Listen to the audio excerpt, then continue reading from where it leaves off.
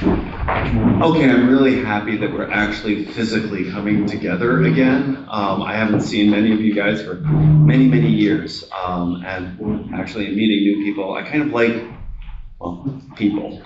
So anyway, thank you for coming together. So I work with the Internet Archive, probably best known for the Wayback Machine, but we also collect and digitize books, buy ebooks and the like. So I thought I would start this briefly with sort of the elephant in the room. A couple of years ago, now 2.5 years ago, 4 major publishers sued the Internet Archive for doing something that we libraries have been doing now for 10 years before, which is digitizing and lending of digitized books, and also of books that we that we buy electronically when we're allowed to. This is an article by Maria Bustillos about it. It was brought by the AAP, basically, on behalf of 4 extremely large book publishers. So this is where we are in that whole cycle, is many, many millions of dollars on our side trying to deal with this lawsuit. Awesome. All of the filings are now in, so it's now up to the District Court in New York, which is where the publishers brought the suit, to make a decision, and then it is likely to be appealed by one or both sides and go on for years. So that's what's going on. It's about controlled digital lending is fundamentally the issue that's being addressed. And when I tried to figure out why, right? After 10 years of doing this, we worked with all of those publishers back and forth. If they have some imprint, something or other that they really wanted to be taken out, we take it out. We were back and forth. Why, right? I think it's digital ownership. The idea that libraries and people are not allowed to own ebooks from those big publishers at all in any way. You are a license, and often those licenses expire, and they can change it or take it away at any time. So on the electronic world, from these big publishers, there is no digital ownership allowed. And so the idea of having crappy digitized PDFs of 20th century, way out of print crap, why is that a problem? And it's that it's leaking physical materials that have certain sets of expectations of ownership that we heard from Library of Futures on, and leak into this digital world that is pristine and there's no ownership allowed. So I think fundamentally it's digital ownership, and the so NFTs, this whole thing of great, we're going to build Web3 and and there's going to be able to be ownership, and to see Pearson plans to sell their textbooks based on EFTs, according to the Guardian. It's basically to make sure that there's no right of first sale, that they basically control and wipe out the secondary market so that you can't own anything anymore. You can't transfer it to somebody else, right? It's like, awesome. So it's sort of, I think we're starting to see the theme here. And I think it's a little strange to sort of stand up here and go and say, yes, I work in a nonprofit. I would really like capitalism to live. Like, let's actually have it so that people sell things. That if you give somebody money, you get something for it. That you own under rule of law, not under rule of contract. And these contracts are, of course, really, really biased by very major players. And who's left out of this? Well, libraries, small publishers, individual readers, all of us that have had to deal with those large book collections that we have or our parents have and trying to deaccession those, and try to find there aren't going to be those, right? It's a Netflix of books out there. If this all comes down. So anyway, so that's some of what I see is going on.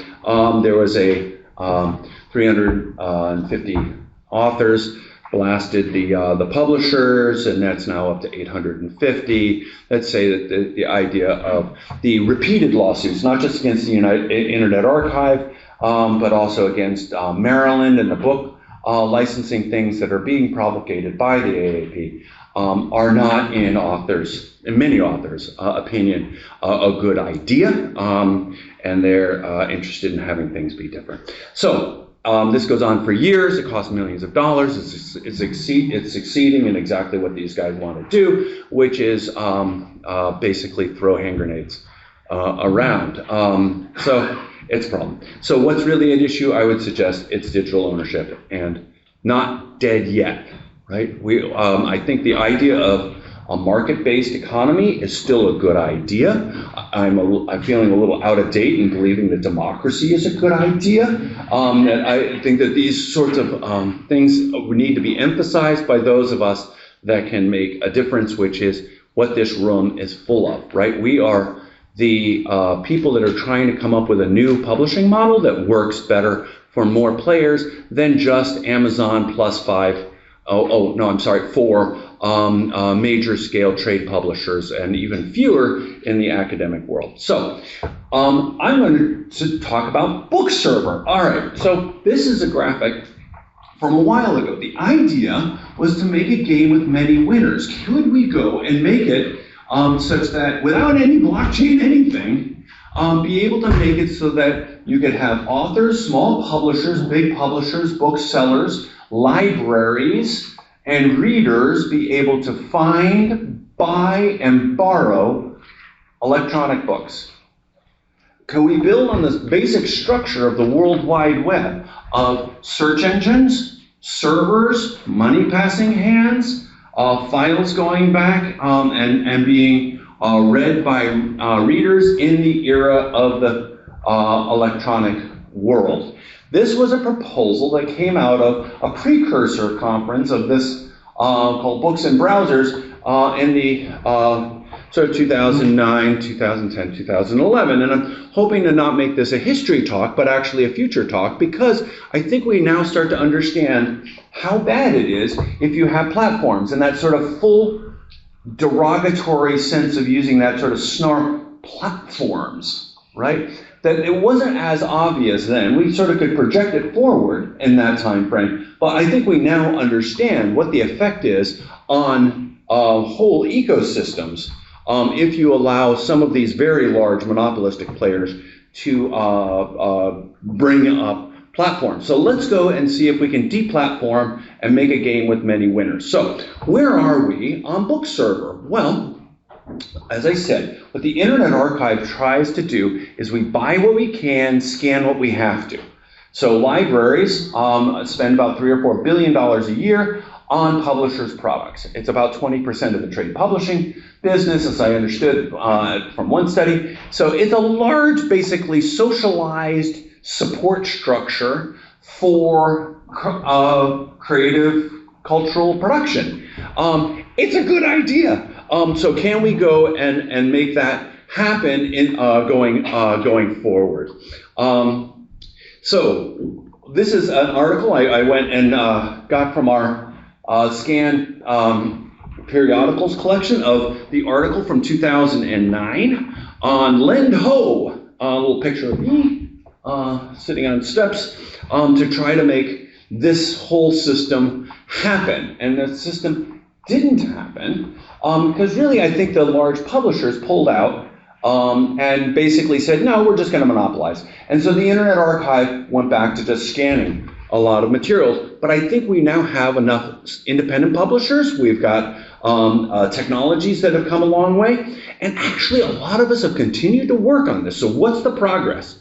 So there was the Books and Browsers conferences where we basically sketched out what are the pieces needed. And we needed some pieces.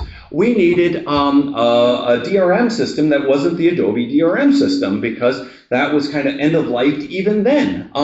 So we needed a new generation of that. We needed protocol, a Bookserver protocol. We needed clients. We needed things that were, because at that time we pretty much just had the Kindle, and trying to wrestle your way onto the Kindle was sort of dreadful, and e-ink was, kind of, that was state of the art. So we now have smartphones and tablets that are widely deployed. So what's going on? And what's happened? Well, NISO, thank you, Todd, worked hard on the OPDS. And what version of OPDS are we on now? Details. You want me to know details? It's moved forward, and lots of people are using OPDS as a protocol for going and relating, so that you can go and have clients be able to talk to search engines to be able to find where you can buy or borrow something and be able to download it. There's new DRM. Adrian, who is a frequenter of the Books and Browsers, basically went and spent a lot of years making a publisher friendly and getting adopted and supported by publishers to have a new open source DRM system called LCP, which is kind of great. And based on the success of that, the Internet Archive has gone and encrypted 3 million of our modern books into LCP to be able to support this new system, so that's good. There are several clients on phones, Simply E, the Palace Project, Aldico, which is popular in Europe, for being able to tap into OPDS feeds, be able to find a book that you might want. You can borrow it. You basically download an EPUB or a PDF or an audiobook, which is really interesting, version of that book. And then you have it for a set period of time, and then it expires. So it's a mechanism of borrowing, but you can also buy in such a way that you go and download and own an EPUB. You're not supposed to go and splatter it all over the web. We kind of know how ownership works in the digital world. You're not supposed to do that. Yes, you could, but you're not supposed to. And in the same sense that the music industry got to, they actually sold MP3s, right? And their business didn't crater. So the idea of these clients to go and support EPUB and LCP are coming about. The Palace Project and Simply E are coming out of the library world, and Aldico is coming out of the publisher world. But it's an open source system of LCP, so you can go and do it yourselves. There's some desktop clients, Thorium, and also there's Aldico that's now available on Mac, but I haven't seen that. And but it's really kind of clunky and not that great. So if you're on a machine that's got a big browser, you might as well borrow it with a more web-oriented DRM system than the sort of downloaded handheld kind of thing. Actually, way back when, Peter went out and tried to buy electronic books from people, like, buy. Like, I give you money, you give me a file. And the answer was pretty much no. But we're starting to find independent publishers, I think, are actually the perfect definition of those that will sell ebooks as independent publishers that don't think that they're going to win by plugging into a platform of somebody that maybe they'll buy them, but otherwise they'll just be put to death. So the idea of going out and finding positive responses from publishers to go and say, look, I'll give you money, we get a copy, that's great. We would. There are a bunch of these small number, but hopefully a growing number of publishers that will sell EPUB files, not license them. So that's an advantage. The lending of these digitized books from our collections and doing controlled digital lending is now run by about 80 libraries that are part of the Internet Archive Open Libraries program, where people go and make available books that they are not circulating. They go and match against the collection of books that we've already digitized. That changes the count from 1 to 2, right? That we only increment by 1 for a whole library that may have many copies, but 1 to 2, and then maybe to 3 copies. So there are those number that could be simultaneously borrowed by these by readers through the Open Libraries program that's supported by the Internet Archive to do this controlled digital lending. So that's kind of awesome. There are hundreds of libraries that use controlled digital lending through HathiTrust. especially during the pandemic when all the libraries were shut. So they knew that those books were not circulating. There was a great deal of demand. And the anecdotal evidence from the scholars was like, hooray, right? That you could actually borrow electronic books and search them from your library. So HathiTrust implemented a different system. They called it something slightly different than controlled digital lending, but that's the underlying basic idea. So we have seen progress. In terms of search engines, right, this whole thing kind of revolves, right? If we're going to have a world wide web of books, but where you're actually buying things or borrowing things over the net as opposed to just getting web pages for free, which is kind of awesome, and open access is the way to go. So thank you, Rice, for being there. But there are folks that want to be able to sell. So why don't we go and try to make that work as well?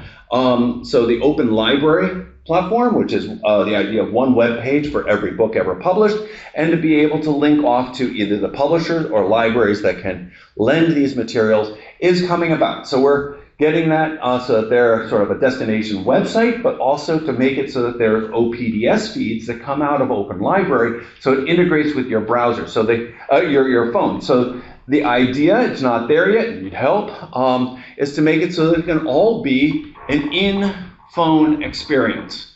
So it is you're integrating with any of a number of applications that can tap into search engines, plural, not just one, search engines, to be able to find where you might want to access that book, and if you want to pay for it, that you can stay in-app and pay in a number of different ways to be able to go and purchase that book, or to go and say what libraries you're part of. You can subscribe to their OPDS feeds to prioritize those, or the like, to be able to make it so that you have accounts, to make it all smooth.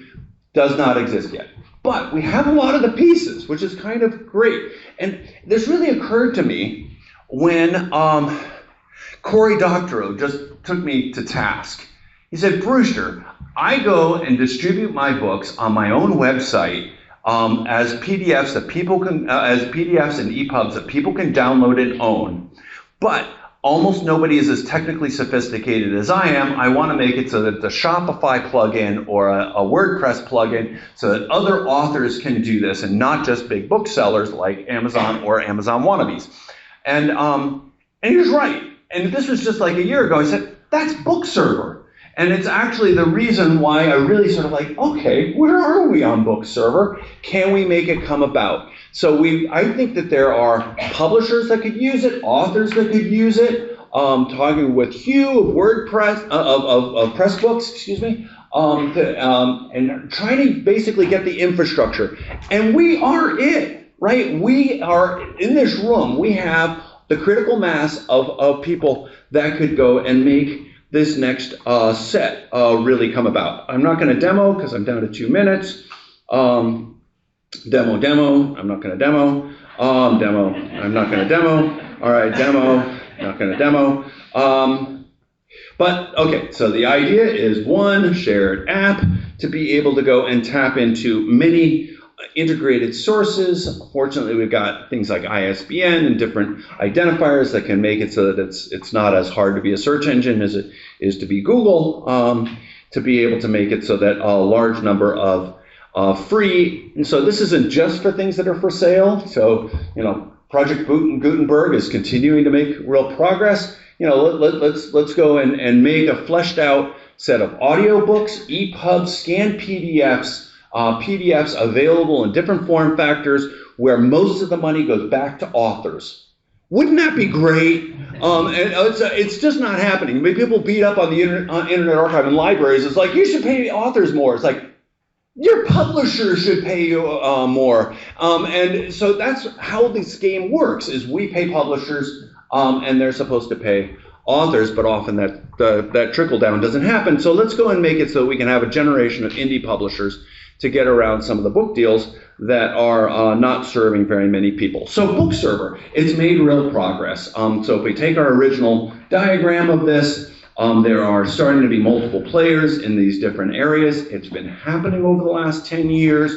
It's slow. I think we can give it another Jimmy of effort. The Internet Archive is up for it. What we're looking for is builders, pioneers, and partners. So out of this conference, what I really like is people saying, I'm going to help by doing this, or I want to do that, and we need you to do this. And actually, I think there should be a book sprint, right? I want to have the book server book sprint, where we basically hold together a publisher, author, public library, NISO and the protocols, and we basically just bang out our section of the book to have a coherent story. I think it would be 1 week really well spent to go and give this some gel, but I think we basically need some help.